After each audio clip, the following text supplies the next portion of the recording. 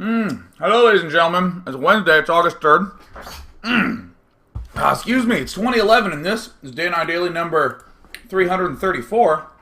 I just got done with dinner, and I'm trying the dark room look for just this third of segment. See, look at this. I don't have a light in the back. Look at how bright my face is, and how dark Tomo the Sphere Bear. Where is he? There he is. That guy right there. That's Tomo the Sphere Bear. He's very dark right now. He's very unilluminated. We're just checking the visuals, seeing what you think, and if you love it, if you hate it, send it to feedback@day9.tv. It's that easy. In very, very exciting news, we're doing a half-C today. We're going to be looking at Puma versus oGsMC from none other than the North American Star League Grand Finals. The sound is enabled, so that is good. And for any of you who do not know what a half and half is, or a half-C as I've been calling them, it's where we're going to take a game, we're going to run through it, do a little bit of cursory analysis, but then we're going to go back through it one time from the Terran's point of view and one time from the Protoss's point of view. And you'll be amazed at how much you can glean and educate yourself with by doing this exercise. So the first part's actually going to be a fairly short part. We're going to just blast right through the game. Then we're going to take a short break, do all the Terran, short break, do all the Protoss, and then do the Q&A. So it'll still be in 3 chunks, but part 1 will be a little bit shorter. Part 3 will be a little bit more fat, kind of like me, who's just eating some delicious dinner. I never know if this is technically appropriate on air, but you know what? That's really good. And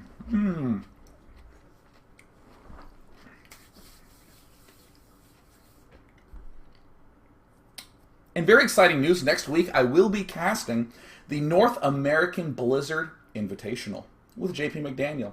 So likely Wednesday and Thursdays there will be no daily next week, but of course I'll be casting all day, so you should tune in.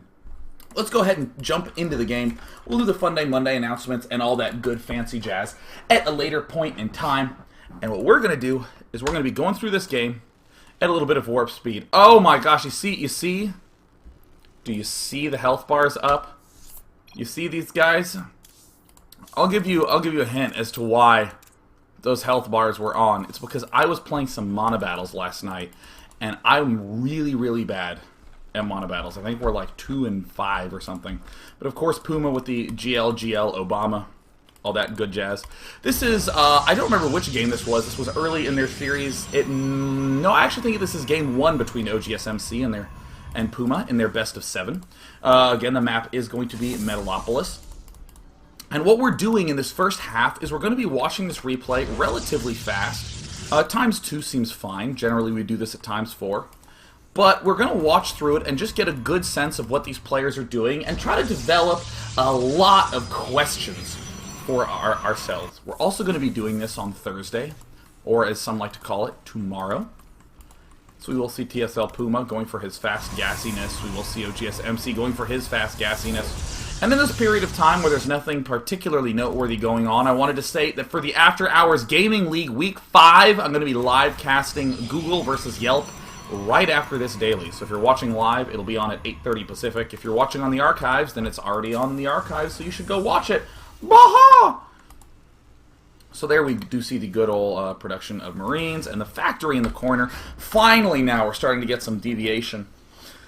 I'm a little torn on fast factory openings. I generally will only do them against Protoss when I'm going for some kind of fast Banshee play, but at the same time, one thing I do love in these positions is that you can do a really fast push as Terran to here, where you have Marine tanks, Banshees, and you kind of slowly work your way here. It's kind of a typical all-in-ish looking play from Terran, but it's just outrageously hard to stop once you can siege up right there, which is actually pretty freaking damn easy. But of course we see the Stargate go down for MC, and the good old scouting factory spots everything. So already this is a little bit unusual. This is a little bit weird. It's always a little funky to see players do this kind of thing. Go for that fast Stargate and encounter the floating barracks. And we see, again, Puma is going to be going for this fast Banshee play, but oh, that's right. I guess, oh yeah, Puma didn't go for the fast Banshee play. Puma instead went for the fast Viking. Something that's a little interesting to me at this point is the fast combat shield.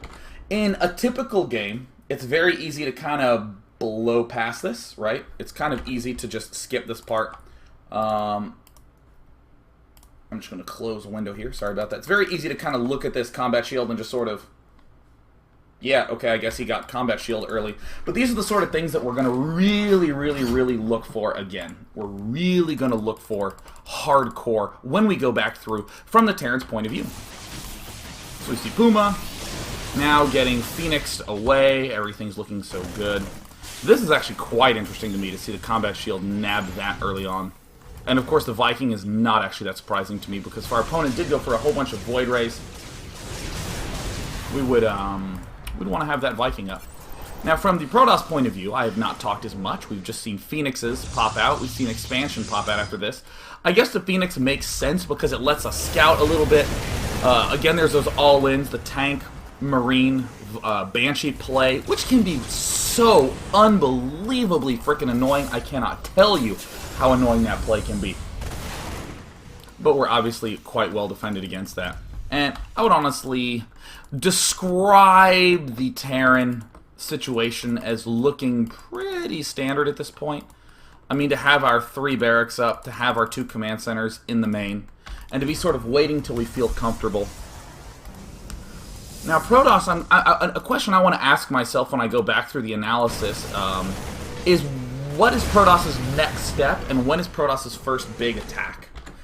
In almost any strategy, there is like a big attack point. You know, like let's take Terran versus Zerg, for instance. Terran will get a whole bunch of tanks and marines, and right when combat shield finishes, or right when stim finishes, then you go out and you attack. Very, very common time. You'll see 3-4 tanks, a lot of marines, nothing too scary. But as my brain starts to re-grab itself together. Oh yeah, or a Zerg player often will say to himself, I'm only defending with Infestors and Zerglings, but I'm really intending on attacking when Broodlords pop up. It's okay to say a lot of Zerglings will be how I open, and then I'll step into the Infestors, but I always want to make sure that I don't just say, what's my next step? I want to say, what's my next step and my next big attack. So that's one thing I'm thinking for oGsMC. I mean, he's getting his +1 armor upgrade. That seems like a reasonable decision to do, as that will always help us against a Terran player.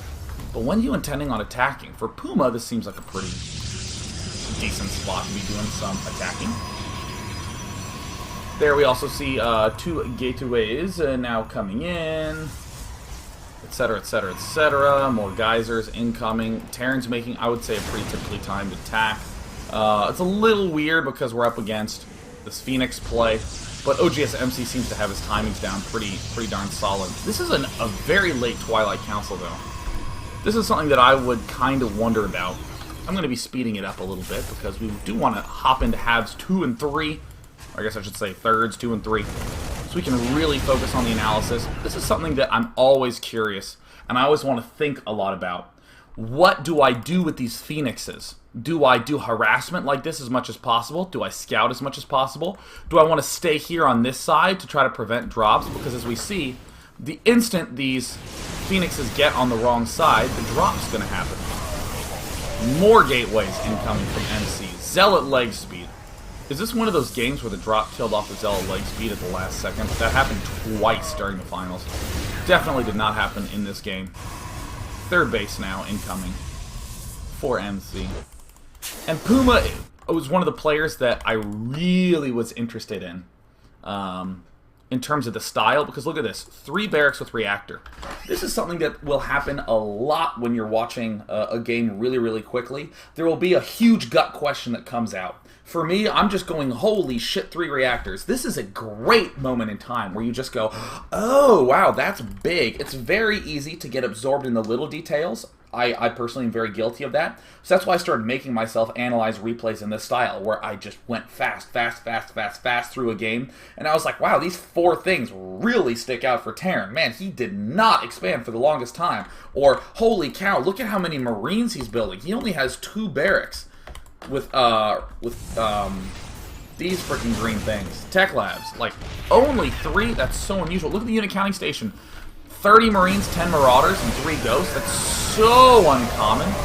Especially against Zealot Archon. Oh, it felt so weird. And we're going to see even more and more ghosting occur from this Terran player. Marine Ghost, cutting Marauders out of the mix. That seems pretty tremendous. Also having this predominance of Archons. how are these upgrades are going. We have more big questions we're asking ourselves from MC. And this was a moment that when I was watching the finals, and also as I'm watching it right now, I just did not have an answer as to why he did this. I just did not have an answer for why he did this. He went in here, he ended up losing a good amount of stuff, but Puma still took a lot of damage. If we even go to the units lost, we see Terran is way up on the losing front. So again, I don't know why he attacked. I can label it as a good attack, or maybe as a not good attack, but I can absolutely, or I absolutely don't know why, and I want to be searching for that.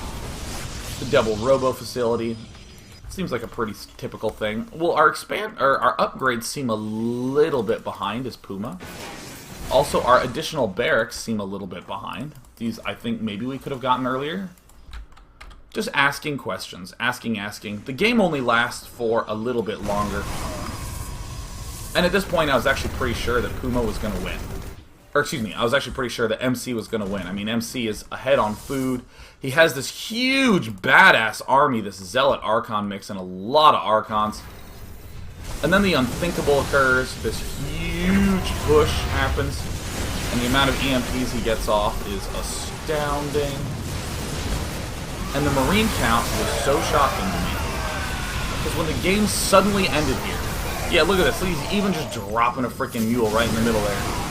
With no range. Ugh.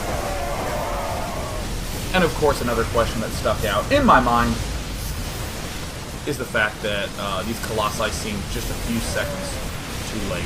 If I were Protoss in this spot, I would be blown away that I lost. I would be absolutely blown away. So we're going to go on to part 2 now, which is to rewatch the game from the Protoss point of view. I want to hop in this and just think about it from Protoss's point of view. And then in part 3, we'll go ahead and look at it from just Terran's point of view. So that way, we can step in, we can check out exactly how Puma was able to pull back from that spot that seemed a little shaky. And in the meantime, I'm also going to turn the lights on so that way we're bright for part 2. Just want to see if you like it a little darker in the back or a little brighter in the back. We'll be coming back to that in just a second. We are now going to go into part number 2, and I'm going to get some water because I am very, very thirsty.